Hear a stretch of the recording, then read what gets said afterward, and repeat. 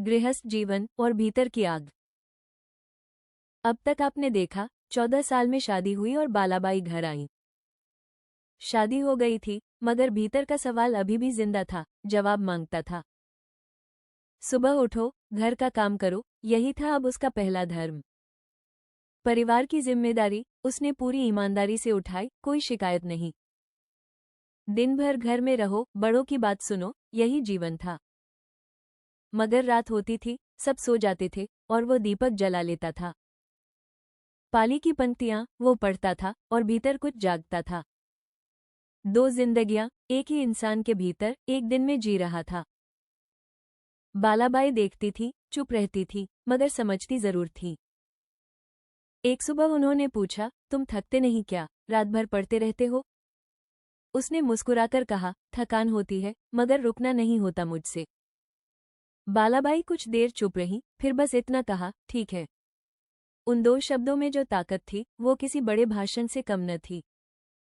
महीने बीतते गए, जिम्मेदारी बढ़ती गई, मगर भीतर की आग बुझी नहीं। रात के अंधेरे में वो सोचता था, क्या मैं यहाँ रहकर वो पा सकता हूँ? एक तरफ था घर, एक तरफ थी खोज, दोनों उसके अपने थे। उसने लिखा, मिटाया, फिर लिखा, शब्द नहीं मिल रहे थे। सच की प्यास थी, घर की माया भी थी, दोनों सच्चे थे। आसमान देखता था, तारों से पूछता था, बताओ क्या करूं मैं? पाली की एक पंक्ति बार बार मन में आती थी और चैन नहीं लेने देती थी। रात भर जागा, सुबह हुई, मगर फैसला अभी नहीं हुआ था। एक रात वो बालाबाई के पास बैठा और बोला, मुझे पुणे जाना होगा। बालाबाई ने उसका चेहरा देखा और समझ गई, यह निर्णय हो चुका था। उन्होंने क्यों नहीं पूछा, उन्होंने पूछा, सिर्फ कब? उस एक शब्द कब ने उसकी आंखें भर दी, रोक नहीं पाया खुद को। बालाबाई चुपचाप उठी और बाहर चली गई, उसे अकेला छोड़ गई। वह अकेला था, दीपक की रोशनी में और एक असंभव फैसले के सामने। एक तरफ थी पाली, एक तरफ थी बालाबाई, बीच में था वह। इस द्वंद्व का कोई आसान हल नहीं था और वो ये जानता था। वो रात बड़ी लंबी थी, शायद उसकी जिंदगी की सबसे लंबी रात। और धीरे धीरे उस रात कुछ भीतर तय होने लगा। उस रात उसने एक फैसला किया जो उसे हमेशा के लिए बदल देगा। दीपक जलता रहा रात भर और सुबह हुई तो फैसला हो चुका था। वो फैसला क्या था, ये जानने के लिए कल जरूर आना।